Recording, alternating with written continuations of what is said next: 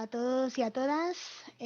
Muchas gracias por estar de nuevo con nosotros y con nosotras en esta actividad de Cartagena Piensa.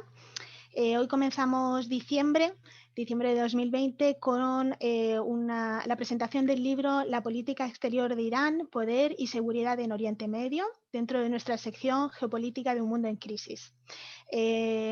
Muchas gracias por compartir este ratito con nosotros y nosotras, ya sea hoy, aquí es 1 de diciembre, son las 7 de la tarde, o en cualquier otro momento en que puedan volver a disfrutar de esta actividad en el futuro, gracias a que, bueno, pues como ven, se está grabando, se está retransmitiendo en directo online, pero también lo grabaremos y dentro de unos días estará en nuestro canal de YouTube. Donde, bueno, pues podrán volver a disfrutar, bien ustedes o quien pueda acceder nuevamente. También queremos dar las gracias pues a Juan Carlos Pastor, que es nuestro ponente de hoy, y a Pilar Garrido, que es quien lo va a presentar, así como a todo el personal de la Concejalía de Cultura del Ayuntamiento de Cartagena. Este acto, como decía, se está grabando. Sí que les agradecemos que, bueno, tengan el micrófono y la cámara apagada, de tal manera que sea más fácil la transmisión, y cualquier comentario, cualquier cuestión, preguntas que se les vaya ocurriendo que podamos trasladar al ponente hacia el final, pues las pueden hacer a través del chat. Solamente un minutito para contarles, por si todavía no nos conocen, qué es Cartagena Piensa. Cartagena Piensa es una iniciativa innovadora de gestión cultural mixta entre la administración pública, en este caso la Concejalía de Cultura del Ayuntamiento de Cartagena, y la ciudadanía. Somos un grupo promotor de ciudadanos y ciudadanas voluntarios que bueno, pues, nos prestamos y ponemos nuestra ilusión para incorporar a la programación cultural del municipio de Cartagena la reflexión filosófica y la divulgación científica. Llevamos ya de esta manera 5 años, este es nuestro 12º programa, ya dentro de muy poquito podremos presentar en enero el siguiente programa, programas trimestrales, todavía nos queda esta charla, esta actividad y 2 más, y luego ya tendremos el de enero, febrero o marzo. Nuestras actividades cubren distintos formatos y también distintas temáticas, aunque hay algunas de ellas que se suelen repetir porque nos preocupan bastante, y la idea es dirigirnos a población de todas las edades, de todos los sectores, y también con una vocación descentralizadora. En este momento estamos haciendo nuestras actividades principalmente online debido a la pandemia, pero esperamos que podamos recuperar, si no todas, pues todas las que podamos, ¿no?, presencialmente. Mientras tanto, somos un programa híbrido capaz de adaptarse a lo que sea necesario, pues, para poder seguir aportando nuestro granito de arena para conocer y entender un poquito mejor el mundo en el que vivimos. Todo esto no lo hacemos solos ni solas, sino que desde el principio tenemos aliados importantes. Trabajamos y hemos colaborado y seguimos haciéndolo con distintos colectivos, organizaciones e instituciones, especialmente destacadas la Universidad Politécnica de Cartagena y la Universidad de Murcia. Por supuesto, estamos dispuestas a recibir, pues, aportaciones, colaboraciones, sugerencias, y para ello, pues, nos pueden encontrar en nuestra página web, cartagenapiensa.es, así como en Facebook, Twitter, Instagram y en YouTube.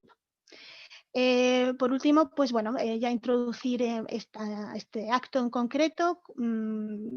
Como decía, bueno, nuestro objetivo es intentar facilitar que todos podamos comprender y entender un poquito mejor el mundo en el que vivimos, y algo importante de eso también es las cuestiones geopolíticas, ¿no? Para ello hoy contamos con Juan Carlos Pastor Gómez, y lo va a presentar Pilar Garrido Clemente, que es profesora titular del área de estudios árabes e islámicos de la Facultad de Letras en la Universidad de Murcia. Pilar, cuando quieras.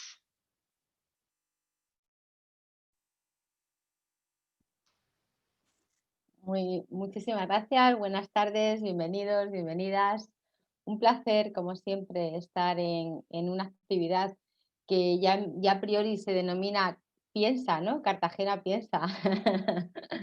Nada mejor para tiempos de pandemia que hablar, que escuchar y sobre todo pensar, pensar y seguir sintiendo y seguir pensando. Muchísimas gracias a toda la concejalía del Ayuntamiento de Cartagena por llevar a cabo este tipo de iniciativas. Muchísimas gracias a María Jesús Morillas, que es una mujer con un entusiasmo y con un buen hacer admirables, y además de compañera. Y hoy venimos precisamente a tratar uno de los temas de los países que están siempre un tanto como pieza de la geoestrategia política, pero cada vez incluso más. Para ello vamos a presentar el libro que se llama La política exterior de Irán. Y contamos con el lujo de tener aquí, compartiendo mesa, pantalla, pantalla en este caso, con uno de sus autores. Debo decir que los dos autores de este libro son Paloma González del Miaño y Juan Carlos Pastor. Juan Carlos Pastor nos acompaña y como autor, efectivamente, le vamos a dar la palabra a él, pero no sin antes un poco introducir quién es, por qué le inquieta Irán, por qué se ha metido en estos berenjenales académicos. Y Juan Carlos Pastor es un doctorando de Relaciones Internacionales en la Universidad Complutense de Madrid, pero de origen cartagenero. No por casualidad anda por estos lares acompañando este Cartagena Piensa en esta ocasión. Se ha especializado en análisis geoestratégico y de seguridad de Oriente Próximo. Durante su estancia en la Universidad Rusa de la Amistad entre los Pueblos, Patrice Lumumba de Moscú cursó un máster de International Security and Cooperation. Tiene ya desde con lo joven que es, atesora una gran experiencia, ha estado publicando distintos estudios académicos, siempre teniendo en cuenta esa geoestrategia de los países en torno a, lo cual me parece una trayectoria muy necesaria en estos momentos siempre, pero en estos momentos más necesaria que nunca. Ha tocado los temas de España y Marruecos, en este caso Irán, siempre tiene ese pie, ¿no?, de vuelo, de viajero, de inquietud, que a mí me alegra, a mí como profesora me alegra, porque necesitamos tener esa conciencia de nuestro entorno para poder seguir aprendiendo, compartiendo e integrando, porque insistiremos a lo largo de toda la sesión, pero son muchas más las cosas que nos unen entre todos los pueblos, entre todas las circunstancias de gobiernos, de políticas, de sociedades, de civilizaciones, de culturas, de idiomas, que las que nos separan, porque en definitiva no dejamos de ser humano, inmersos en este universo que yo denominaría multicultural, con nuestras interidentidades, multiuniversal, pero desde luego con esa especificidad que debemos viajar y debemos contextualizar. Y para ello, en esta ocasión, tenemos a Juan Carlos. Juan Carlos Pastor nos habla precisamente de Irán y de su política exterior, porque hablar de Irán ya es complejo, pero desde luego cuando encima se atreve a hablar de esa interacción con el exterior, me parece todavía más, por lo menos, osado, y que nos va a aportar una visión como académico que puede ser muy necesaria, muy esencial y que estamos deseando escuchar. Juan Carlos, ante todo, muchísimas gracias, bienvenido. Ya sabes que entre nosotras estás aquí en buenas manos, tennos a tu disposición para que lo vayas necesitando, y creo que mejor que tú nadie para comenzar este viaje a ese país que es tan nombrado y en definitiva tan desconocido. Cuando nos adentramos a hablar sobre Irán, probablemente siempre tenemos ese altavoz de noticias muchísimas veces conflictivas, casi siempre negativas, o si no, desde interlocutores de la diáspora. Pero muy pocas veces nos adentramos en interlocutores autóctonos que estén inmersos en esa realidad. Entonces, Juan Carlos, bienvenido, y de tu mano vamos a ese Irán y sus relaciones internacionales. Gracias, Juan Carlos. Bueno, muchas gracias, Pilar, por la presentación y la introducción. Y también muchas gracias a Cartagena Piensa por permitirme estar hoy aquí, porque la verdad es que, curiosamente, yo he estado al otro lado, ¿no? Recibiendo ponencias muchas veces, y para mí es todo un orgullo poder estar, pues, por primera vez hablando, sobre todo de algo que he trabajado, y me proporciona un gran orgullo. Y sumado a esto, el hecho de que la primera presentación oficial del libro sea aquí en Cartagena, o sea, en mi tierra, y no puedo imaginar algo mejor, ¿no? Yo he venido a hablar de mi libro, como se dice. Es un libro que he escrito con la profesora, he tenido todo el honor de escribirlo con la profesora Paloma González del Miño, que es una de las mayores expertas en Oriente Medio, tanto de la Complutense como yo creo que a nivel España. Y tanto por su parte como por la mía surgió con la idea de llenar un vacío en la academia relacionado con el tema de la política exterior iraní y de la política interna iraní. Que siempre ha estado en manos de la academia anglosajona, sobre todo la británica y la estadounidense, que es la que más se ha preocupado por publicar sobre estos temas, pero que hay gente que dice que es por sentimiento de inferioridad de la academia española, pero yo no creo nada de eso. Yo creo que simplemente es por cercanía de intereses. Se ha publicado mucho en España sobre, por ejemplo, el Mediterráneo, sobre la Unión Europea, sobre el Magreb y sobre América Latina, pero sí que es verdad que hay una gran ausencia de publicaciones en español sobre el tema que nos compete hoy, sobre la política exterior de Irán. Y pues era un poco poner la primera piedra de lo que esperemos que sea un surgimiento de interés por parte de otros investigadores por publicar sobre este tema. Y bueno, que tengan un libro de referencia, si se puede llamar así, en castellano para poder iniciar pues la andadura, ¿no? En un tema tan bonito como es la política exterior de Irán y Irán en sí, por supuesto. La charla va a ir un poco siguiendo el índice del libro, o sea que aquellos que lo hayan leído o hayan podido tenerlo en sus manos verán que intento resumir un poco cuáles son los capítulos del libro mayoritariamente. Pero antes que nada quiero resolver la duda que siempre se me hace cuando digo que me quiero especializar en Irán, y es por qué un tema tan curioso como este. Y yo siempre respondo que Irán es el gran tapado de la historia moderna. Es un país que tiene una influencia enorme tanto en la actualidad como en la historia, y de hecho lo que pasa es que se nos ha olvidado, el año 2020 comenzó con una noticia sobre Irán, precisamente sobre el asesinato del general Qasem Soleimani y Abu al-Muhandis, que son dos piezas clave de la política exterior iraní, por misiles estadounidenses en el aeropuerto de Bagdad. Lo que pasa es que con esto de la pandemia esto ha pasado a un segundo plano y casi que ha caído en el olvido. También Paramas Inri hace un par de días murió, o bueno, fue asesinado, en este caso, uno de los mayores investigadores nucleares de Irán, y en este caso Irán le ha echado la culpa a Israel, pero no es de extrañar tampoco porque ya ha ocurrido anteriormente que ha habido asesinatos por parte de investigadores, o sea, a investigadores nucleares anteriormente.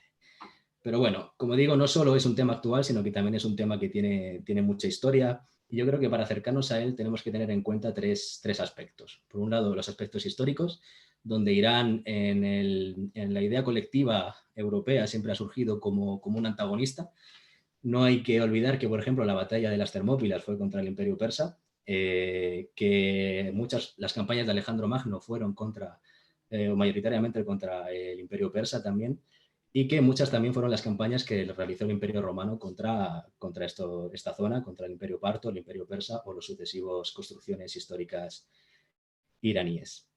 Pero yo creo que esta importancia histórica también tiene mucho que ver con su localización geográfica, ya que goza de una posición increíble y que le ha permitido ser una puerta entre el mundo conocido occidental y ese mundo desconocido que es el sudeste asiático o Asia, es decir, como una puerta entre Oriente y Occidente, y que además de algún modo ha tenido también la oportunidad de gozar de ser un núcleo para el comercio terrestre entre el sudeste asiático y el Mediterráneo, lo que también le ha permitido tener una gran capacidad económica para mantenerse como una potencia durante muchos siglos, incluso milenios. Pero yo creo que lo que menos se ha tratado, sobre todo en la historia y qué importancia ha tenido Irán, es lo cultural. Yo creo que la profesora Pilar Garrido podría extenderse mucho más en este aspecto, pero yo he destacado dos cosas. Por un lado, la religión mitraica, que es una religión mistérica que estuvo muy arraigada en Irán durante muchos siglos y que fue desplazada por el culto al zoroastrismo hacia el Mediterráneo y fue recogida allí por los soldados romanos que estaban en ese momento allí destinados, y de algún modo dio un salto al Imperio Romano a través de estos soldados y llegó a ser un dios, el dios Mitra, un dios muy importante del panteón romano, aunque lo convirtieron en el Sol Invicto. A muchos investigadores consideran que esta religión es la base, de algún modo, de lo que luego será el protocristianismo o el cristianismo actual, sobre todo por las similitudes que tienen muchos de sus ritos esta religión con el cristianismo. Por un lado tenemos el rito del bautizo, que era realizado por el mitraísmo para iniciarse a esta religión. También el hecho de realizar rituales, o sea, banquetes rituales donde se consumía vino y pan para conmemorar al dios. Y también el hecho de que el día del Sol Invicto sea el 25 de diciembre, lo que refuerza la idea de que, o sea, la celebración, me refiero, de este dios fuese el 25 de diciembre, lo que refuerza la idea de que algo hay, ¿no? Algo de similitud hay entre estas dos religiones. Por otro lado, también destacar la etimología de Irán, que básicamente viene a definirse como la tierra de los arios, y muchos fueron los reyes que durante siglos se coronaron como reyes de los arios o luz de los arios. Entonces no es difícil recordar quiénes fueron aquellos que tristemente evocaron este concepto de ario, ¿no? Para crear un sentimiento supremacista europeo, y no deja de ser curioso, o a mí me hace relativa gracia pensar que el mayor momento de supremacía cultural o intento de supremacía étnica en Europa tenga raíces en Oriente Medio. Pero bueno, para contextualizar la política exterior de Irán, yo creo que hay que comprender un concepto fundamental, que es el concepto del Gran Irán. El Gran Irán es una evocación histórica que hace la propia sociedad iraní y hace referencia a ese pasado histórico que tiene Irán con algunos países de la zona. Esta evocación, pues ese Gran Irán abarca desde los mares Caspio y Aral hasta el Golfo Pérsico y desde el río Indo hasta más o menos el Tigris o el Éufrates. Y esto pasado a un mapa actual, pues abarca países como Afganistán, Azerbaiyán, Turkmenistán, Tayikistán, Uzbekistán y algunas partes incluso de Turquía y Armenia, entre otras. Entonces, este concepto es lo que evocan tanto las élites iraníes a la hora de desarrollar su política exterior como la propia sociedad. Y de hecho ha generado en Irán un cierto sentimiento de, no es supremacía, pero sí que supremacía histórica, ya que ellos han sido un imperio y han gobernado esta zona durante muchos siglos. Es lo que ellos denominan como su área de influencia en cuestión de política exterior. Entonces, ¿cómo se construye lo que hoy en día conocemos como Irán o como la República Islámica de Irán? Hay que tener en cuenta que al principio del siglo XX se producen las primeras revoluciones contra la monarquía en Persia, revoluciones que ya son capitaneadas por clérigos chiíes, y de hecho convierten a Irán en el primer país de Oriente Medio en tener una constitución liberal impuesta por su pueblo a los reyes del momento. Este es el año 1906, antes incluso que Turquía, que fue unos años después. También hay que tener en cuenta que al final de la Primera Guerra Mundial, la dinastía que reinaba en ese momento cae, desaparece y llega al poder un general que decide proclamarse a sí mismo como emperador. Es Reza Pahlavi, que además genera una nueva dinastía, que es la dinastía de los Pahlavi, que hasta la fecha es la última dinastía de emperadores que ha habido en Irán. Reza Pahlavi es un caudillo militar más de la época, como pudo ser Atatürk en Turquía o todos aquellos militares que tomaron el poder durante los años 20 y 30, pero que desarrolló un programa de modernización en Irán y sobre todo de intento de occidentalización de Irán, que llevó incluso a prohibir el uso del velo en espacios públicos, lo que ya puso en contra a la élite clerical chií contra la monarquía. O sea que esa rémora ya viene desde entonces. Este Reza Pahlavi es depuesto durante el transcurso de la Segunda Guerra Mundial con la invasión de Gran Bretaña y de la Unión Soviética del país, sobre todo para poder pasarse suministros militares de un lado a otro contra la Alemania nazi. Y una vez que finaliza la guerra, tanto la Unión Soviética como Gran Bretaña deciden dar continuidad a la monarquía en Irán y proponen a Mohammad Reza Pahlavi, que es el hijo del anterior monarca, como nuevo rey.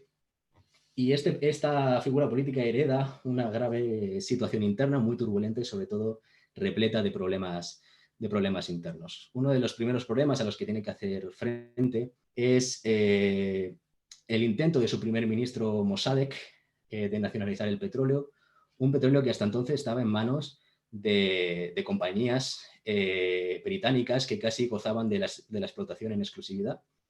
Y además, por otra parte, intenta reducir el poder de la monarquía en el desarrollo político del día a día de Irán. Esto obviamente es un ataque ante los intereses británicos en el país, y Gran Bretaña decide llamar a su hermano mayor, a Estados Unidos, para que intervenga a su favor, y hace que de nuevo Irán sea pionero en una cosa, y es que es el primer país del mundo en tener una intervención de la CIA en su suelo. Es decir, esta es la operación Ajax, que depone al primer ministro Mossadegh y reinstaura en el poder a Mohammad Reza Pahlavi como monarca absoluto. Reza Pahlavi desarrollará todas unas políticas orientadas a convertir la figura del rey en un ser magnánimo que provee de todo lo que necesita el pueblo, y de este modo ligaba a la existencia de la monarquía como una necesidad para la existencia de Irán, a través de estas políticas y de búsqueda de lealtades entre el campesinado y las clases bajas. También es un momento de gran surgimiento del nacionalismo iraní, que además concuerda con el surgimiento del nacionalismo árabe, capitaneado por Egipto y por Siria, que le hace a Irán crear un concepto que es el concepto del paniranismo, que de nuevo hace referencia a ese gran Irán en política exterior, en donde Irán entiende que debe ejercer su poder sobre todos estos países. Y también en este momento se genera una de las frases más importantes para la política exterior de Irán, que es la de ni este ni oeste. Es decir, Irán no iba a permitir que Estados Unidos se hiciera con el control de Oriente Medio, así como tampoco iba a permitir que la Unión Soviética pudiera hacerse con el control de los recursos presentes en esta zona. Pero yo creo que la década más importante a tener en cuenta durante esta etapa es la década de los años 70. Es una década donde el mundo está sumido en la crisis del petróleo, y que particularmente Irán está sumida en una grave crisis financiera, ligada de alguna manera a la negativa del monarca de reducir el presupuesto militar del país, y mucho menos reducir su megalomanía. Algunos recordarán la coronación del Shah de Persia, que fue muy costosa para las arcas iraníes, y de hecho puso en contra a aquellos gente que estaba pasándolo mal en esta época, a la clase baja. Además, esto va unido a un aumento de la represión por parte de la policía secreta iraní, que es la Savak, la policía secreta monárquica, porque luego habrá otra. Y es en este momento de represión y de enfado del pueblo con su rey cuando surge la figura de Ruhollah Khomeini, también conocido como Ayatollah Khomeini, que es una de las figuras, yo creo, más importantes de la segunda mitad del siglo XX. Es una persona que está en el exilio desde el año 67, primero en Bagdad y luego en París, desde donde logra coordinar y aunar en un mismo bloque a la oposición tanto de izquierdas como de derechas. Y es curioso el hecho de que al estar en el exilio, él enviaba sus palabras a través de casetes que se reproducían allí en Irán, y no deja de ser curioso el hecho de que una revolución de tal importancia se diese por métodos tan rudimentarios. En cuanto al exterior, es una época también de un mayor despliegue por parte de Irán, que coincide con la retirada de Gran Bretaña de las últimas colonias del Golfo. Además, Gran Bretaña decide que va a entregarle estas colonias a Irán porque iba a preservar bien los intereses de Occidente. Grave error a largo plazo, como se verá más adelante. Y además coincide con el hecho de que Estados Unidos pretende alejar a toda costa a la Unión Soviética del Golfo, una Unión Soviética que había visto reforzada su presencia en Oriente Medio con la subida al poder del bahacismo y del arabismo de izquierdas en Oriente Próximo y Medio. Además, se genera por parte de Estados Unidos lo que se conoce como la doctrina Nixon, llevada a cabo por el presidente del mismo nombre, que presupone que Irán y Arabia Saudí serán las puntas de lanza de la política exterior estadounidense en Oriente Medio, sobre todo su política de la lucha contra el comunismo en esta zona. Esto supone la llegada de miles de millones de dólares en cuestión de créditos, que Irán decide de nuevo volver a utilizarlo en material bélico en vez de reutilizarlo en saldar sus deudas que ya tenía previamente. Pero yo creo que la figura más clave de todo este proceso es la llegada al poder de Jimmy Carter en Washington, que es un presidente que tiene una gran agenda en favor de los derechos humanos, que de algún modo fuerza al monarca a reducir su represión y su censura, y esto es visto por la oposición y por el propio Jomeini como un momento para aumentar las manifestaciones o el número de actos públicos, para tensar al máximo posible esta relación entre un monarca que cada vez se ve más necesitado de reprimir a los manifestantes y un Washington que quiere alejarse todo lo posible de dictadores opresivos o de figuras políticas opresivas. De alguna manera u otra, en el año 1979 se produce la Revolución Islámica, que es una revolución que tenemos que tener en cuenta también que está hecha por élites, tanto intelectuales como burguesas. En este caso no hay una gran participación del campesinado o del estrato obrero, como en otros países, sino que es una revolución de élites.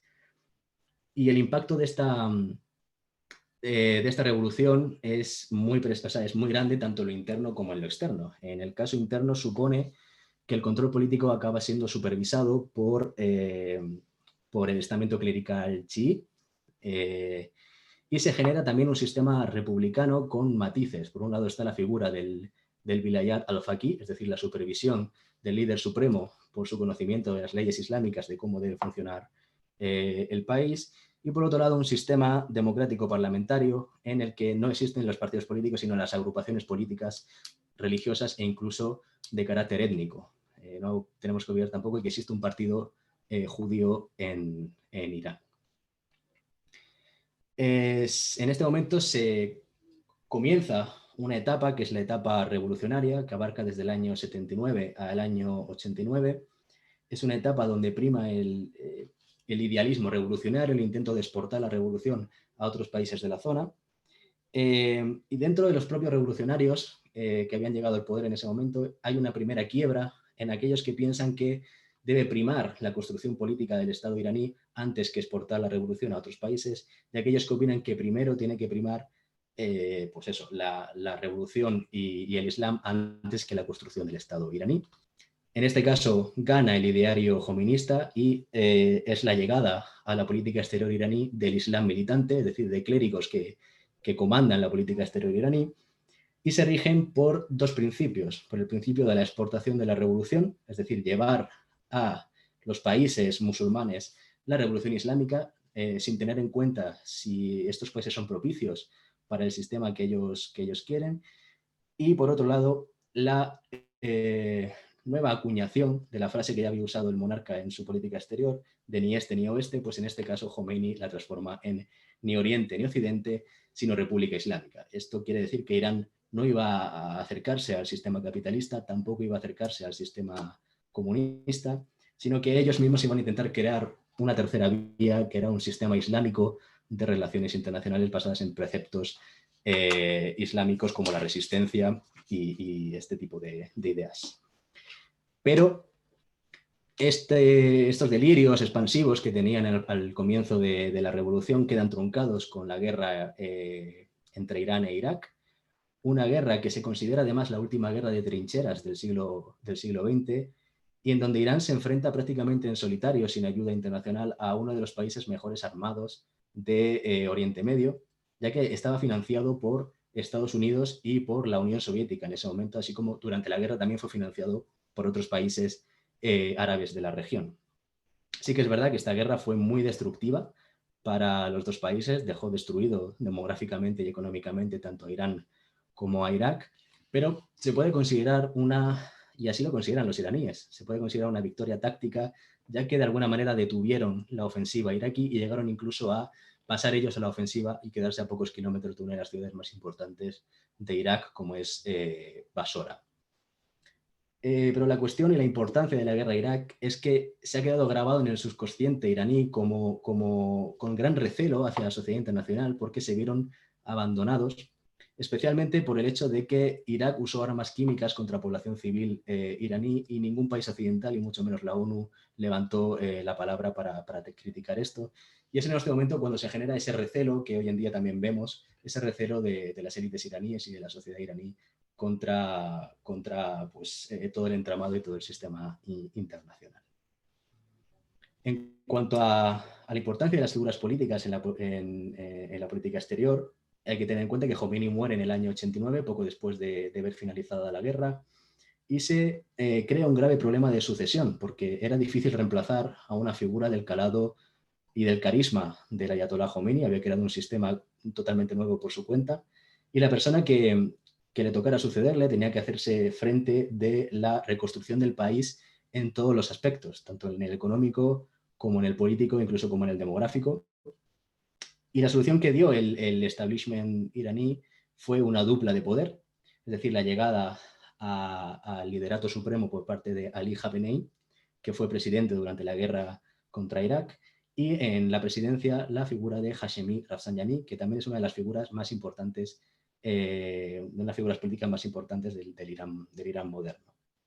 Esta dupla de poder logra normalizar de alguna manera el Estado iraní, logra construir un sistema burocrático, intenta llevar a cabo políticas económicas para paliar la guerra con Irak, y además se dan cuenta de que Irán tiene necesidad de reincorporarse al sistema internacional para ser considerado un país al uso y no un paria de la sociedad internacional como había sido hasta ese momento.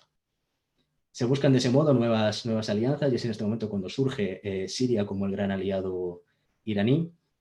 Y además Irán intenta llenar los vacíos de poder que deja la disolución de la Unión Soviética, especialmente esta vez no por el uso de la fuerza militar, sino por el uso del poder blando, que es un poder basado en la diplomacia de todo tipo, económica, cultural e incluso educativa y demás.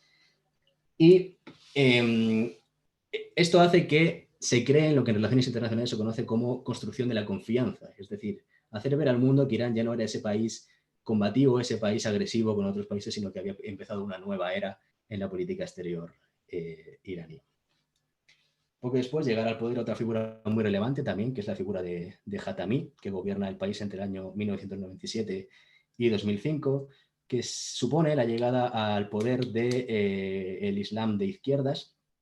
Además, a pesar de su proximidad con el líder supremo, eran bastante cercanos en su momento, acaba siendo una grave amenaza tanto para el líder supremo como para el estamento militar y de los servicios secretos iraníes, porque intenta poner en marcha toda una serie de cambios políticos y cambios sociales. Por ejemplo, intenta aliviar la presión social que tenían tanto los jóvenes como las mujeres en Irán hasta ese momento. También intenta un cambio político, es decir, intentar alejar lo político de lo religioso, y que primase la ley por encima de la ley islámica. Valga decir que no consiguió todos estos objetivos, y de hecho lo que consiguió fue todo lo contrario. Logró que de alguna manera el líder supremo y sus allegados obtuvieran más poder dentro del sistema republicano iraní. El fracaso del Islam de izquierdas en Irán hace o propicia de alguna manera la llegada al poder de una de las figuras que yo creo que es la más conocida por la parte negativa a nivel internacional, que es el Mahmoud Ahmadinejad, que además es una figura política de segundo nivel, que hasta ese entonces no había ostentado cargos relevantes. Había sido alcalde de Teherán, pero no había tenido otros cargos, y que tiene la curiosidad de que es el único presidente que no era clérigo, pero en cambio ha sido el más conservador y el más fundamentalista islámico, en lo que podemos considerar hoy como un populismo de derechas, como se está pudiendo ver tanto en Europa como en Estados Unidos, y además permite que lleguen a puestos de poder a miembros o exmilitares o exmiembros de los servicios secretos, que había sido la apuesta personal del líder supremo para recuperar hacia sí el sistema republicano iraní.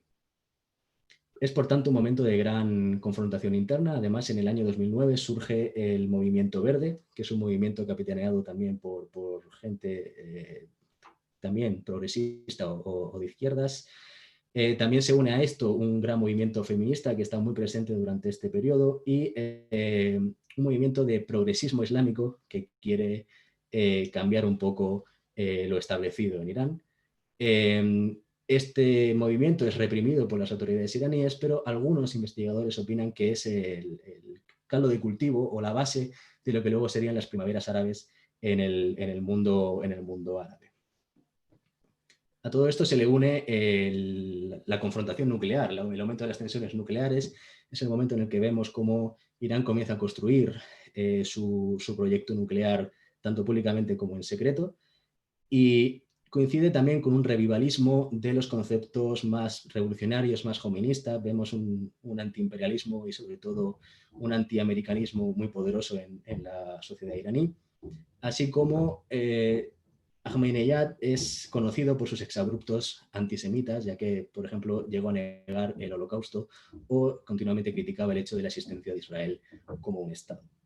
En definitiva, se genera en este momento una situación de gran confrontación dialéctica que no beneficia en absoluto a un intento de distensión internacional o un intento de que los países europeos piensen en algún momento reducir las sanciones económicas impuestas al Estado iraní y que estaban perturbando enormemente la economía. Y es aquí cuando llega la figura de Hassan Rouhani, que es el actual presidente, que además es un intelectual y además ha escrito muchos libros en materia de negociación y en materia de política. Es también el retorno a la primera línea de la política, al pragmatismo y al desarrollo cívico y económico del país. Cuenta sobre todo con gran apoyo de jóvenes y de mujeres que ven en él una nueva oportunidad para aliviar el peso que tiene el peso de la cultura y de la sociedad iraní sobre ellos. Y además tiene la ventaja de que anteriormente había ocupado el puesto de negociador jefe en cuanto a la materia nuclear con los países europeos, y esto le hacía ser muy respetado por las cancillerías europeas, y además genera un ambiente de confianza muy propicio para que los países europeos y Estados Unidos crean que es el momento de llegar a un acuerdo en el que Irán limite su capacidad nuclear a cambio de un alivio de las sanciones económicas, como así ocurrió en el año 2015. La cuestión es que Rouhani hereda una grave crisis económica de la gestión del ejecutivo anterior y se plantea 3 líneas de acción. Por un lado, aliviar las imposiciones sociales, como ya hemos ido hablando, a la sociedad iraní. También mejorar la economía del país mediante un acuerdo, como así ocurre en el año 2005 y por lo menos hasta la salida de Estados Unidos del mismo en el año 2018. Y sobre todo logra algo fundamental, que es que Irán se relaciona de tú a tú por primera vez con los países occidentales, que hasta entonces habían tratado a Irán como un actor secundario o un actor poco relevante en el panorama internacional. Una vez conocidas las figuras políticas, porque yo soy de los que opinan que la política se hace y para hacerla hay que entender quiénes son las que lo hacen, entonces, ¿cómo se construye la política exterior iraní? Tenemos que tener claro que Irán es un país que siempre ha tenido una sensación constante de estar rodeado de enemigos. Y de hecho, si vemos un mapa de dónde están las bases militares estadounidenses, podemos llegar a entender por qué existe ese sentimiento. También tiene una vecindad de países muy jóvenes, surgidos pues tanto de la disolución de la URSS como de los imperios británico y francés en los años 40. Que de algún modo le genera a Irán un sentimiento de paternalista hacia estos países y los considera como parte de su zona de influencia. Pero la pieza clave de toda la política exterior es el Golfo Pérsico, que además los iraníes lo consideran como una parte más de su nación, es decir, la nación iraní también incluye el Golfo Pérsico. Yo creo que por trayectoria histórica y por siglos de historia es normal que la sociedad iraní y se plantee esta idea. Y el solo hecho de que se denomine Golfo Pérsico y sea el concepto aceptado por la ONU ya es una declaración de intenciones de esto mismo. En relaciones internacionales, a Irán se le considera como un imperio medio, es decir, como un país con capacidades para dominar una subregión, en este caso tanto Oriente Medio como el Golfo Pérsico. Y una de las piezas clave de esta política exterior hacia el Golfo Pérsico es el Estrecho de Hormuz, que es un pequeño saliente existente en la península arábiga, que es fundamental para el control del flujo del petróleo, y llegado el momento, hipotético momento, de una confrontación a nivel internacional, Irán sería capaz, al menos por un corto periodo de tiempo, de interferir en el flujo petrolero hacia Occidente. Entonces, ¿qué etapas ha tenido la política exterior iraní? Ha habido una primera etapa que tiene mucho que ver con ese periodo revolucionario, ese periodo de la etapa de Khomeini, donde la soberanía nacional está ligada a la supervivencia. Es decir, si la revolución islámica fracasa, fracasa Irán como Estado. Además, se pretende de alguna manera la expansión de los valores del Islam, es decir, convertir a Irán en un faro del mundo islámico. Y además se genera una retórica de liberadores y de oprimidos, es decir, Irán se atribuye el deber de liberar a los pueblos musulmanes oprimidos por monarquías absolutas como podían ser Qatar o Arabia Saudí, y esto afectaba directamente a la construcción política de estos países. También se establecen prioridades internacionales, es decir, convertirse en una potencia entre sus vecinos y sobre todo entre el mundo islámico. Y es además un momento donde el ideario jovenista es el más fuerte en ese momento. El ideario jovenista significa que el republicanismo iraní debe ser un modelo a seguir por otros países, sin tener en cuenta el contexto interno de estos países o si estos países, como digo, pueden ser favorables a este sistema. También Khomeini ideó o tenía su propia idea de las relaciones internacionales. Él opinaba que los estados-nación eran producto de una mente pobre y abogaba por un sistema, una especie de sistema internacionalista islámico basado en conceptos como la solidaridad islámica o la justicia. La década de los años 90 es mucho más pragmática y mucho más de la búsqueda de evitar que Estados Unidos se haga con el control de toda la política exterior a nivel global. Coincide, como hemos visto, con la llegada del ayatolá Jamenei al liderato supremo y se genera una nueva agenda internacional basada en la sustitución de la pureza ideológica del jomeinismo por una mayor flexibilidad tanto interna como externa. Esto quiere decir que qué más da cuál sea el camino que sigamos para conseguir un objetivo, si al final el objetivo es positivo para la República Islámica. Esto lleva a Irán a convertirse en un estado de gran relevancia regional, sobre todo por medio de la distensión, que como ya hemos visto es el hecho de hacer entender a los demás países que ya no era ese Irán agresivo y combativo. Esto se logra de alguna manera por medio de una ofensiva diplomática basada en el poder blando, en la diplomacia, pero sobre todo por la presencia de Irán en el intento de la resolución de conflictos a nivel regional. Y de hecho, uno de los conflictos en los que Irán estuvo más o menos presente fue otro que también está muy en la actualidad hoy en día, que es el conflicto entre Armenia y Azerbaiyán por el Nagorno-Karabaj, en donde Irán intentó mediar de alguna manera entre estos dos países con mayor o menor éxito. Las guerras, en plural, de Irak generaron una extraña alianza entre Washington y Teherán, ya que fueron los que se repartieron el poder político una vez caído Saddam Hussein, pero también dejó en las fronteras iraníes a cerca de 160.000 soldados estadounidenses, que no es poco decir, y además generó la desconfianza por parte de los países árabes de que si en Irak había podido llegar al poder la minoría chií, ¿por qué no iba a poder ocurrir eso mismo en sus propios territorios? Es en ese momento cuando se genera esa guerra fría o es el comienzo de esa guerra fría entre Arabia Saudí e Irán por el control de Oriente Medio. La etapa neoconservadora, que es el mandato de Ahmadinejad, como hemos visto, entre el año 2005 y 2013, vemos a un Irán mucho más rebelde, mucho más combativo a nivel internacional. Además, se plantea 5 escalas de acción, una escala que se conoce como la mirada a Oriente, donde Irán intenta salvar las sanciones económicas por medio de entablar relaciones económicas con la India, con China, con Japón y con Corea del Sur, entre otros. También una escala regional, buscando aliados especialmente en Asia Central, en todos los países estanes. También busca la contrahegemonía, una escala contrahegemónica, y es en este momento cuando plantea la posibilidad de generar una alianza entre enemigos de los Estados Unidos, y es en este momento cuando vemos muy presente a Irán en las agendas de países como Bolivia, Venezuela, Libia, Cuba, etc. Otra escala sería la escala chií, que si la viésemos en un mapa es literalmente una media luna que abarca las capitales de países como Siria, Líbano, Irak, Afganistán o, en estos últimos años, Yemen. Y por último, una escala sur-sur, que en relaciones internacionales se conoce como tercermundismo, pero básicamente es el intento de Irán de convertirse en el líder de los países subdesarrollados, aprovechando que gozaba de la presidencia del movimiento de países no alineados entre el año 2012 y 2013. Y por último, la última etapa, que es la etapa actual, se podría decir, que comienza en el año 2013 con la llegada de Hassan Rouhani al poder. Es una etapa donde están muy presentes las negociaciones nucleares, donde se logra el pacto nuclear tras 2 años de negociaciones continuadas.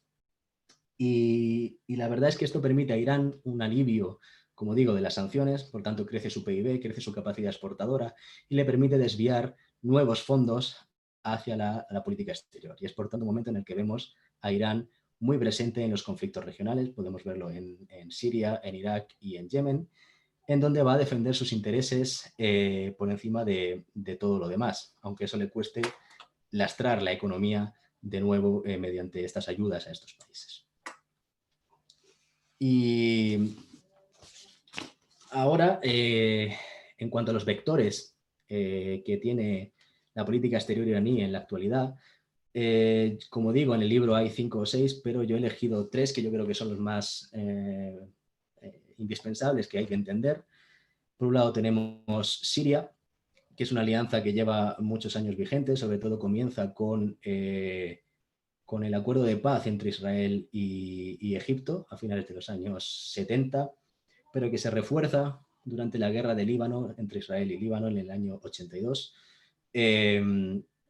Genera una interdependencia porque Siria permite a Irán seguir disponiendo de sus milicias en territorio libanés y seguir suministrando tanto armamento como financiación a estas milicias que son conocidas como Hezbollah, así como alcanzan acuerdos mutuos para desarrollar un programa balístico derivado de la adquisición de material balístico chino, y con eso ellos han generado sus propias capacidades balísticas y una industria de misiles muy, muy potente.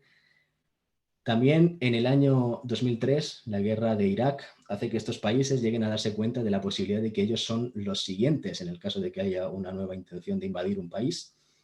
Y es cuando se plantea, o Irán al menos plantea a Siria, el hecho de crear lo que se conoce como el eje de la resistencia. Es un eje que está compuesto por Damasco y por Teherán, así como por las milicias iraníes en Líbano, que como ya hemos visto se llaman Hezbollah, así como las milicias que tiene presente en Palestina, que se las conoce como Hamas.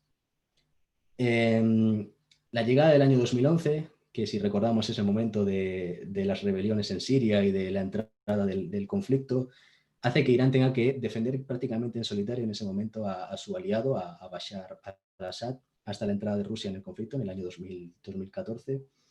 Y a él se le encarga el hecho de construir las denominadas Fuerzas de Defensa Nacional Sirias, que son las que ahora mismo son operativas por el gobierno sirio. Y Irán logra construir un ejército de casi 80.000 voluntarios instruidos por las fuerzas militares iraníes, y sobre todo por las fuerzas especiales iraníes, que son las fuerzas Quds, que además son los que plantean la nueva estrategia de Irán para Siria. Una de estas estrategias es asentar un corredor terrestre que permita a Irán desplazar a sus milicias presentes tanto en Irak como en Siria como en Líbano en cualquier momento y en cualquier lugar, y con una rapidez bastante asombrosa. Y sobre todo el hecho de que Irán ha construido o tiene 12 bases militares repartidas por toda Siria, de las cuales una gran parte están cerca de la frontera israelí. Y yo creo que este es uno de los grandes éxitos de la política exterior iraní, es decir, lograr acercarse por primera vez en la historia a su enemigo número uno. Y es eso, las bases militares que tienen apenas a unos kilómetros de los altos del Golán en Israel. Otro vector de gran relevancia y de grandes éxitos para Irán ha sido Líbano, Palestina y ese triángulo que tienen con la existencia de Hezbollah. Irán ha logrado de alguna manera que una parte de la población libanesa acepte a Hezbollah como una parte más de la sociedad del Líbano. Además, Hezbollah ha sido utilizada muchas veces como mediador entre los conflictos internos de este país, y es que de hecho es un caso en el que un agente financiado por otro país acaba convirtiéndose casi en un estado paralelo dentro del país receptor, ya que, por ejemplo, Hezbollah es capaz de proveer educación y proveer cobertura sanitaria a muchos barrios pobres en Líbano. Y ha llegado un momento en el que es difícilmente distinguible los límites del Estado libanés de los límites de Hezbollah, sobre todo debido a 3 factores.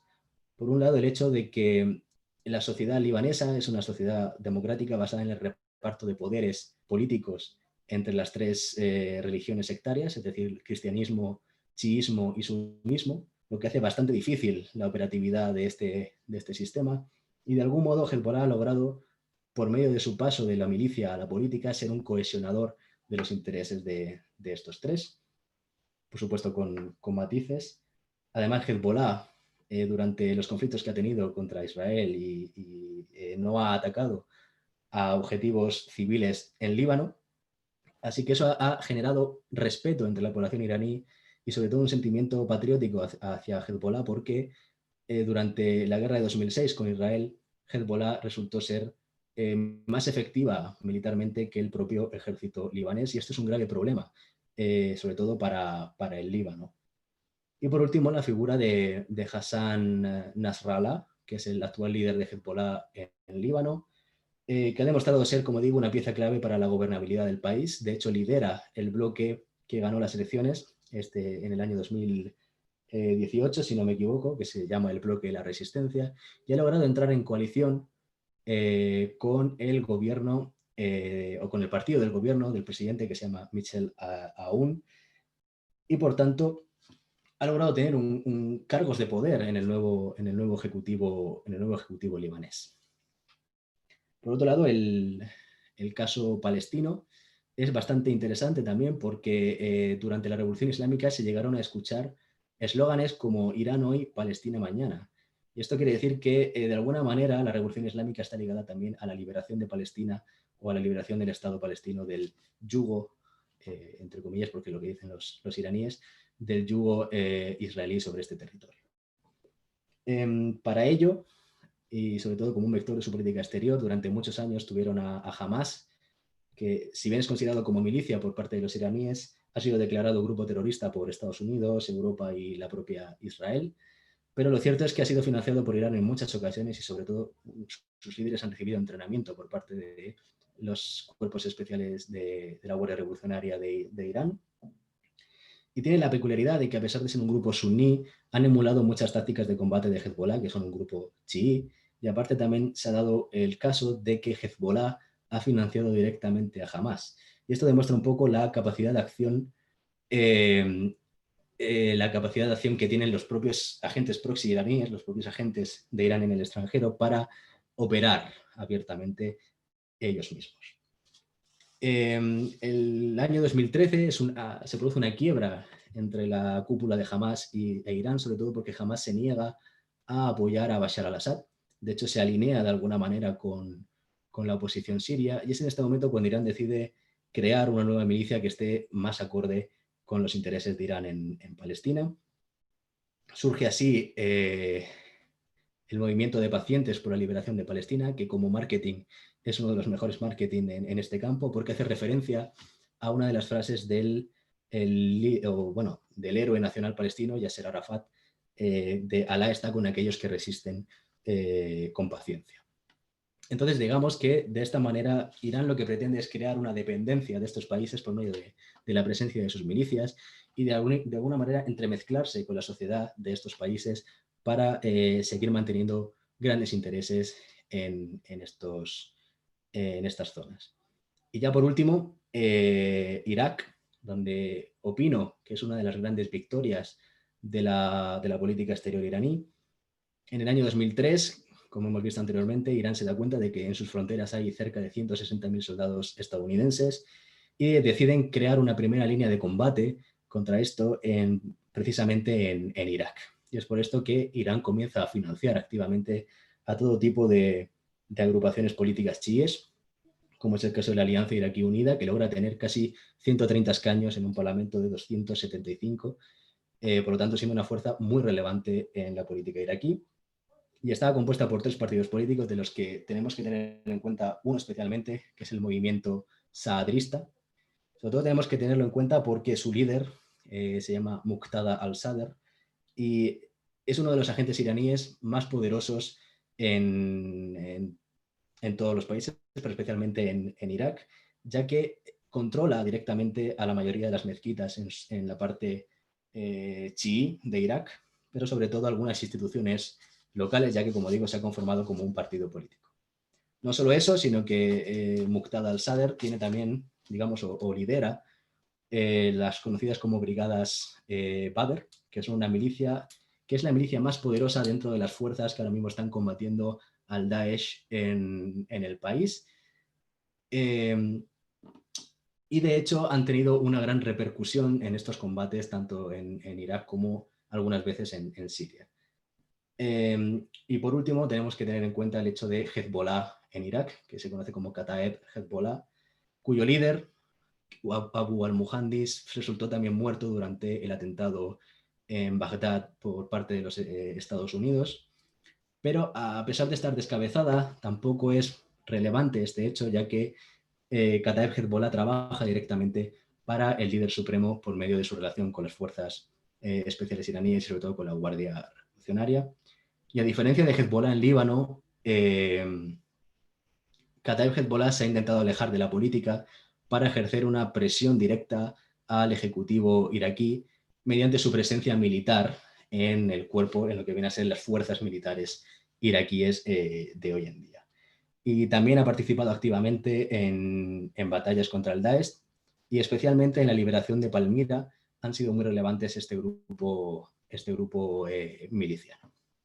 Yo creo que como conclusión, y con esto ya acabo la ponencia o la charla, es que yo creo que Irán es siempre la promesa de una eterna revolución que no llega, es decir, siempre están a la espera de tiempos mejores, siempre están esperando a que hayan cambios tanto a su alrededor como interiormente. Intentaron una revolución con Mossadegh en los años 50 que truncaron y de nuevo intentaron la revolución en los años 80 que tampoco pudo llevarse totalmente a cabo porque empezó la guerra contra Irak. Además, es un país que si se le permitiese tener o disponer de todas sus capacidades militares, económicas y demográficas, sería sin duda una potencia a tener muy en cuenta en la región de Oriente Medio. Y es entendible por qué otros países de la región, como puede ser Arabia Saudí, Israel o el propio Estados Unidos, tengan tanto interés en limitar las capacidades de este país por medio de sanciones, por medio de ataques subtertivos como estos de la muerte de sus científicos.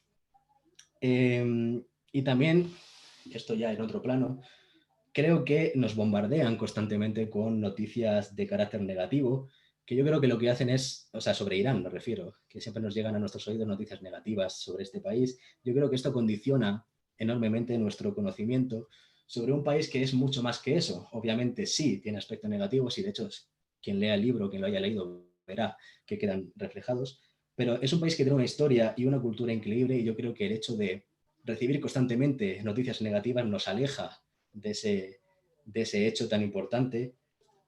Y ya para finalizar, yo creo que lo que tenemos que tener en cuenta es que Irán es un pueblo sobre todo orgulloso y muy combativo y es difícil entender que en algún momento puedan aceptar que otro país les diga lo que tienen que hacer. Y el hecho de negarnos a entender la realidad o por qué Irán es como es hoy en día nos aleja especialmente a Occidente de Irán en vez de acercarnos, que es lo que creo que debería ser. Y ojalá este libro, digamos, sea un poco ese comienzo de un intento de acercamiento, o esa es mi intención, tanto mía como de la profesora Paloma González del Miño. Y bueno, espero que así sea. Y yo creo que con esto ya finalizo la charla y quedo a espera de las preguntas que se me quiera hacer. Muchas gracias. Bueno, pues efectivamente, muchísimas gracias por ese viaje, por ese recorrido, por esa inmersión rigurosa que efectivamente creo que es el primer puente que debemos lanzar a la hora de poder dialogar y establecer vínculos. Porque ya comenzamos, ¿no? el recorrido desde ahí, que se agradece ese rigor dentro del libro, de todo ese análisis, esas descripciones, esas informaciones, porque ese enfoque contextualizado, sin él es bastante difícil llegar ¿verdad?, a tener relaciones internacionales, ni relaciones políticas, ni culturales, ni establecer un tú a tú con interlocutores válidos e íntegros. Si no depuramos, si no nos despojamos de esa mirada, de ese prisma que de algún modo es, pues efectivamente, hegemónico, supremacista, todo lo que tú de algún modo luego, además de todas las explicaciones y las informaciones, después también nos has emitido como juicio crítico, concuerdo completamente. De hecho, en España hay una sociedad de estudios de iranología, en la que también se debaten estos temas, sobre todo también culturales, de orígenes de religión, de confesión, que además me ha encantado el tema de ese Irán oculto, ¿no? Cuando lo has hablado, porque también tiene una concomitancia, me ha parecido un término muy oportuno que has utilizado, porque tiene esa concomitancia con ese batin, con ese interior, con esa shia, ¿no? Y es muy importante que tu libro realmente me parece necesario. Me Gracias. parece que es parte de los deberes que nos corresponden a Europa, a España en este caso, a los ciudadanos, a los académicos, etcétera, etcétera. Entonces, muchísimas gracias por esa aportación, por ese recorrido. Estamos abiertos a preguntas. Estoy viendo en el chat varias. Comenzamos con las preguntas, si te parece. Juan Carlos, Claro. porque yo ya sabes que con la parte también de iranología comenzaría yo misma y abusaría No te de preocupes. tener el control del micro, ¿no? De ser anfitriona. A ver, nos preguntan, ¿qué ha ganado Irán con su revolución islámica? Haciendo un ejercicio de imaginación, ¿dónde estaría Irán ahora sin ella? Eso quisiéramos saber. La verdad es que sí, es un ejercicio complicado, pero a ver, yo creo que era una revolución que en algún momento iba a venir. Sí que es verdad que ha tenido muchos aspectos negativos, pero como todo proceso de cambio a nivel internacional, casi todas las revoluciones tienen su parte negativa. Yo creo que fue un momento en el que Irán se reivindicó a sí mismo, intentó cambiar las tornas que le venían impuestas desde fuera. Digamos que Irán ha perdido mucha capacidad de acción durante los siglos XVIII y XIX, va progresivamente perdiendo importancia a nivel internacional y acaba siendo dirigida de alguna manera por otras potencias, incluso por Rusia o por Gran Bretaña. Y yo creo que esa revolución se fue como aplazando en el tiempo y acabó ocurriendo en los años 80 porque tuvo que ocurrir, pero tampoco digamos, la monarquía supo gestionar adecuadamente lo que ocurría. Si hubiera habido otro acercamiento, en vez de represivo, algo más dialogante con la oposición o intentando acceder a algunas de las demandas que había en ese momento, yo creo que hubiera sido completamente distinto en este caso. Hacer un ejercicio de imaginación tan grande es complicado, pero yo creo que sí que había intentado o sí que habría habido una especie de entendimiento entre monárquicos y la oposición, o eso es lo que yo opino, pero no sucedió y tenemos ahora lo que tenemos. Efectivamente, ¿no? La importancia de los procesos que cada país y cada gobierno y cada sociedad tiene que ir viviendo como independientes y como autónomos, con sus errores y con sus aciertos. Todos, también los países que nos erigimos portavoces, ¿no? de ejemplos sociales, que yo no, vamos, que efectivamente no es así, que lo hemos constatado cada vez más, ¿no? Pues también hemos vivido esos procesos, porque toda revolución implica que se paga un precio, pero es que si no sería un inmovilismo de progreso social a lo largo de todo el futuro, ¿no? Entonces, sí que es cierto. Pues muchísimas gracias, Juan Carlos. Voy a seguir, ¿vale? Sí, sí. Te preguntan directamente, Juan Carlos, Vale. ¿cómo analizas la división de la propia sociedad iraní en la actualidad entre reformistas liberales y el sector clerical conservador? ¿Puede producirse algún... Uy, espera que se me ha... Sí, se me ha movido a mí también la pregunta. Sí. ¿Puede producirse algún cambio en el futuro o la existencia de enemigos externos? ¿Lo va a hacer inviable por ahora? Vale. A ver, yo... Dime. Pensaba que ibas a decir algo. No. Yo creo que la sociedad iraní es intrínsecamente reformista y eso lo ha demostrado constantemente a través del voto, teniendo en cuenta que 3 de los presidentes, si contamos a Rafsanjani, que era más o menos moderado, han tenido un corte progresista, un intento de reformar todo lo que pudieran ese pasado jovenista, ese pasado más oscuro que siempre se le aplica como velo al estudio de Irán. Y yo creo que El problema principal de esa división proviene de fuera, es decir, la gente no entiende que, o bueno, la gente me refiero en Estados Unidos y en otros países no entiende que están agravando esta división. De hecho, los conservadores ganan mediante la confrontación con el exterior. Algo que hace muy bien tanto el líder supremo como su conjunto de aliados conservadores es saber canalizar la ira de la población iraní contra Estados Unidos a su favor. Y, por ejemplo, ahora lo podemos ver con el momento de que gobierna Hassan Rouhani, me refiero. Ha fracasado el hecho de este pacto nuclear y las previsiones para la política iraní son que va a volver a ganar, o existe la posibilidad de que ganen los conservadores, pero esto ha venido por el fracaso autoimpuesto por Estados Unidos de ese proyecto nuclear que podría haber salido muy bien y podría haber mejorado la economía iraní, incluso la sociedad iraní en este aspecto. Entonces, yo creo que el principal problema es eso, es decir, lo que viene de fuera. Obviamente, por supuesto, en Irán tienen muchos problemas internos, pero el hecho, por ejemplo, de las sanciones económicas agravan la dependencia de la sociedad iraní de las clases conservadoras y de ese grupo de élite revolucionaria que aún pervive, ¿no?, desde los años 80.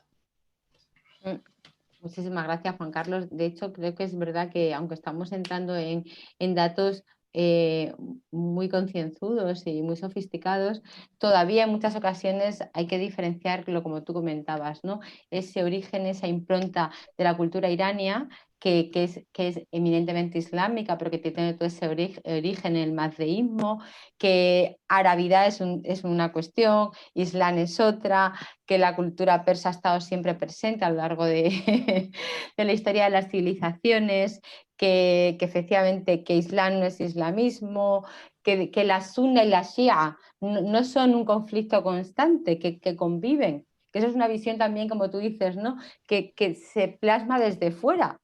No es una cuestión de que, bueno, es que no, en el comienzo de la formación del Islam hubo una escisión y son dos partes del Islam, pero ambas conviven, no están confrontadas como base escrituraria, como concepto, como manera de concebir, ¿no?, la religión, y ambas comparten a Muhammad como profeta, el Corán como libro sagrado, etcétera, etcétera, etcétera. Que estas cuestiones todavía creo que andan pululando. Pues a ver, te cuento, mira, una pregunta que además es una de las cuestiones que a mí me gusta mucho también. ¿Qué opinas sobre la proyección internacional de Irán a través del cine de Kiarostami u otros? ¿El Hollywood iraní acercaría la realidad a Occidente? La verdad es que temas culturales igual tú te manejas mejor que yo, pero sí que lo que puedo decir es que realmente el cine iraní nacional, por decirlo de algún modo, es el menos accesible y tiene sus propias leyes y sus propias normas. Yo creo que Kiarostami es uno de los que tuvo la oportunidad o tuvo la posibilidad de salirse de ese submundo que es el cine iraní y poder proyectarse a nivel internacional.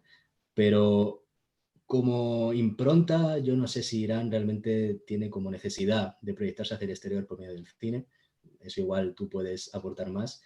Pero no creo que el cine iraní, que es muy suyo, es muy propio, pueda llegar a calar de alguna manera en otros países. No lo sé. Yo creo que aquí de nuevo habría que pasar ese filtro, ¿no?, del planteamiento. Es una cuestión de sistema epistemológico muchas veces, ¿no?, de manera de pensar. Kiarostami pues, es un ejemplo excepcional de cineasta, ¿no? Y de hecho lo tuvimos por aquí, por Murcia. Mira. Pero sí.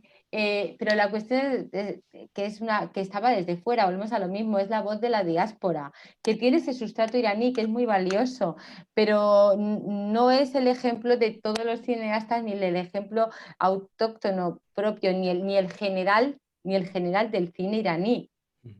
Efectivamente tiene un sustrato iraní y es muy importante, yo creo que es una manera pero no sé, creo que tampoco hay tanto que acercar, porque yo no creo que haya un Oriente y un Occidente más que geográficos, y que estamos completamente cercanos y que llevamos en España más años de Islam que en otros muchos países, por ejemplo, y que no es una cuestión de entender realidades extraterrestres. Creo que es una manera de cómo nos lo planteamos, ¿no?, que estamos todos muy cerca. Yo os recomiendo uno de los cineastas iraníes que ha tenido mucho éxito dentro y fuera de Irán, que es Majid Majidi. tiene películas como El color del paraíso, Los niños del paraíso, Barán, una película excepcional, completamente para mi entender, iniciática, pero con esa naturalidad de un emigrante afgano trabajando en una obra, con una dureza, pero con sensibilidad. De verdad que es un ejemplo, pero bueno, que tenemos de todo y que no hace falta más que el arte es arte, ¿no? Y es Efectivamente. universal. Entonces yo creo que como planteamiento deberíamos de seguir depurando. ¿En qué medida el peso de la esfera irracional, como es la religión, impide una política exterior asimilable al resto del mundo? A ver, sí que es cierto que en sus inicios Khomeini planteaba, pues como hemos visto, ¿no?, una política exterior basada en conceptos islámicos y sobre todo en la exportación revolucionaria del Islam chií, por decirlo de algún modo, a otros países. Pero creo que se ha demostrado que Irán ha dado un paso del idealismo religioso a un pragmatismo, ¿no? O sea, de hecho, en el caso de Palestina, por ejemplo, no ha tenido problema en financiar a milicias suníes, perdón, en este caso, como es el caso de Hamas, y tampoco tiene muchos miramientos, como en el caso de Yemen, aunque es un poco más turbio, porque en Yemen no está implicado directamente, por decirlo de algún modo, pero las milicias yemeníes que están combatiendo a Arabia Saudí se han querido alejar de Irán en muchas ocasiones, y aún así son apoyadas de manera política, por decirlo de algún modo, por Irán. Pero yo creo que una de las vertientes principales de la política exterior iraní es precisamente usar las minorías chiíes que hay presentes por todo el mundo como un elemento a su favor. Y eso es yo que creo lo que verdaderamente preocupa a países como Arabia Saudí, a países como puede ser Kuwait o puede ser sobre todo Bahrein, que de hecho ya hubo un intento de levantamiento de las minorías chiíes contra el gobierno. Pero es que Irán no puede prescindir de una base en política exterior. Yo no creo que sea racional. De hecho, es bastante racional usar esto que tiene a su favor para sus intereses. Entonces, bueno, eso es. Seguimos. Muchas gracias por esta excelente presentación. Ha sido sin duda esclarecedora. Has mencionado el papel de Irán y sus intentos por mediar en el reciente conflicto del Alto Karabaj. ¿Por qué crees que no has sido capaz de ir más allá en estas mediaciones? ¿Qué papel tendrá Irán a partir de ahora en el Cáucaso Sur? También es un tema poco tratado esto, así que si hay alguien que se interese en estos temas, seguro que va a tener mucho por descubrir. Cierto es que en el año 92 Irán también, digamos, era un poco reticente a la dinastía o al presidente que gobernaba en ese momento Azerbaiyán, porque era un país muy nuevo, estaba intentando formarse y de hecho reclamaba partes del territorio iraní que está cerca de la frontera con Azerbaiyán. Entonces convenía de alguna manera a Irán poner paz, sobre todo para que Azerbaiyán no ganase poder en la región. Sí es cierto que Irán delega todo esto en su aliado ruso, que es el que al final es el que pone paz en esta zona. Y yo creo que hay un acuerdo tácito entre Rusia e Irán en este caso de que no medie de alguna manera, o sea, de que no interfiera Irán en el Cáucaso Sur, porque ya suficientes problemas tiene el Cáucaso Sur, que son problemas internos, como para que Irán encima esté poniendo y quitando, ¿no? Entonces yo creo que no ha ido a más por el hecho de que Rusia activamente le ha pedido que no intervenga, pero igual podría ser un elemento nuevo o de cambio, no lo sé. En este caso, cómo los armenios verían una posible intervención de un país como Irán en un proceso de mediación más grande o más importante. Continuamos y ya vamos finalizando la sesión. ¿Cómo ves la encrucijada presente entre Netanyahu con el apoyo de Trump buscando la confrontación, el aislamiento y la guerra y la oposición de la Unión Europea y de la administración entrante de Biden? Perdón. Perdón. A ver, Netanyahu lleva años intentando elevar la confrontación a niveles más grandes. De hecho, él asegura que Irán ha estado incumpliendo sistemáticamente el acuerdo nuclear. Digo asegura porque la Organización Internacional de la Energía Atómica ha reiterado varias veces que no es así hasta la fecha. Así que ahora ha empezado, una vez que ya el tratado no está en marcha, ¿por qué no seguir su programa nuclear, ¿no? Sí que es verdad que ha habido un caso peculiar con esto de Israel, y es que ha acabado Israel haciendo la política exterior de Estados Unidos. De hecho, Trump, por ejemplo, se ha salido de varias instituciones de la ONU porque Israel lo ha pedido, ¿no? Entonces, ¿hasta qué punto el patriotismo estadounidense está bueno, planteándose erróneamente, ¿no? Porque si es Israel el que hace la política exterior estadounidense, pues apaga y vámonos. Pero yo creo, sí que es verdad que Biden en reglas generales no creo que vaya a cambiar mucho las políticas estadounidenses, porque al final llevan prescritas desde muchos años los intereses estadounidenses, pero sí que yo creo que puede haber un intento de acercamiento nuevo con Irán, sobre todo porque en su gabinete está Kerry, que si no me equivoco fue uno de los principales negociadores nucleares con Hassan Rouhani. Pero de nuevo es como que siempre pilla a traspiés unos con otros. Es decir, Hassan Rouhani acaba su mandato, si no este año, el que viene, y si llega al poder un presidente conservador o más orientado a la confrontación, al final no va a servir de mucho todo esto de lo que estamos hablando. Así que como es tan volátil el tema, es difícil predecir cosas. Seguimos. ¿Qué tienen realmente en común Irán y Qatar como para que estén ahora unidos? ¿Es un matrimonio de conveniencia? Pues... Es que las relaciones políticas internacionales, históricamente, casi todas las alianzas, es muy curioso, pero que no suelen basarse en concomitancias, ¿no? De historia, de lazos de civilización o de cuestiones que se estén realizando sociales o culturales. Casi siempre es una cuestión, como tú bien expresas en el libro, pues de vínculos de intereses. Llámese alianzas políticas por poder, por lugares geográficos, por armas, por ejércitos, por... Efectivamente.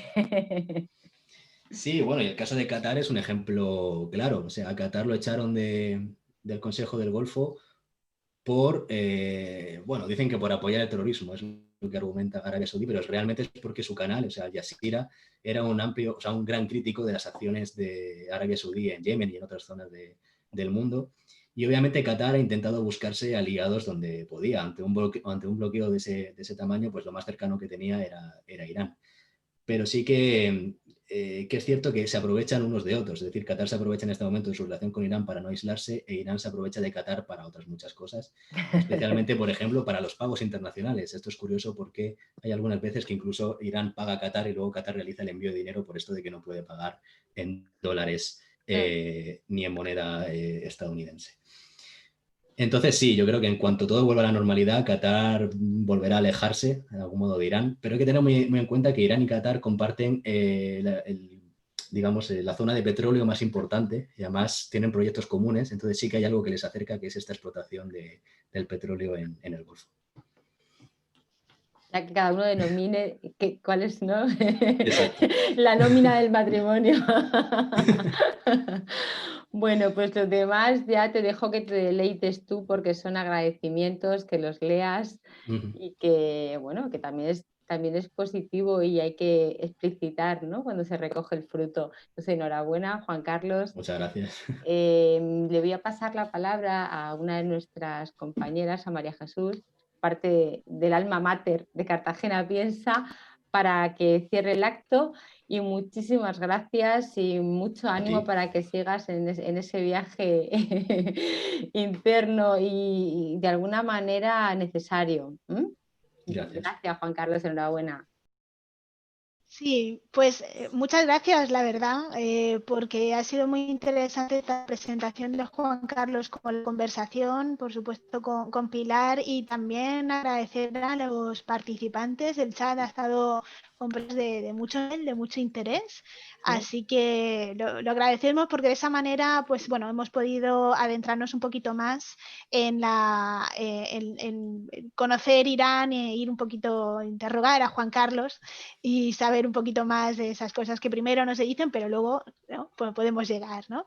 Así que muy interesante la parte mucho de política internacional, de esos matrimonios internacionales, y también la parte cultural, por supuesto.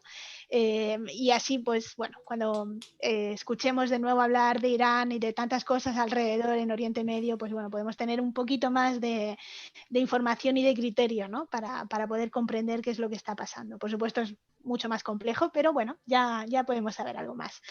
Bueno, pues gracias de nuevo a Pilar, a Juan Carlos, a los participantes, y ya para despedirnos recordar que en nuestro programa de este trimestre, que acaba ahora en diciembre, todavía nos quedan 2 actos más que voy a recordar rápidamente.